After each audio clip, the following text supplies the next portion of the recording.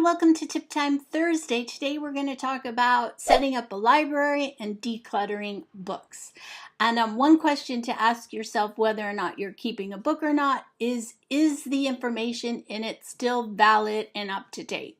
If all the information is old and outdated, there's really no reason to keep the book. Unless, of course, you're in love with it, and then I always advise that you keep it. Right now, I'm working with a declutter client on a small library project. What we did was we sorted her books by category, like autobiographies, underwater animals and diving, art history in another. She's into cars, so we had cars in another. Getting rid of the ones we felt she did not want anymore, the outdated ones, some cooking books that she knew she was never going to use anymore. We sorted by category and then we arranged on the shelf by size and color so it looked beautiful, and her library is now a quiet space where she can relax and either read or just chill out. She can even use it for meditating and being alone with her own thoughts.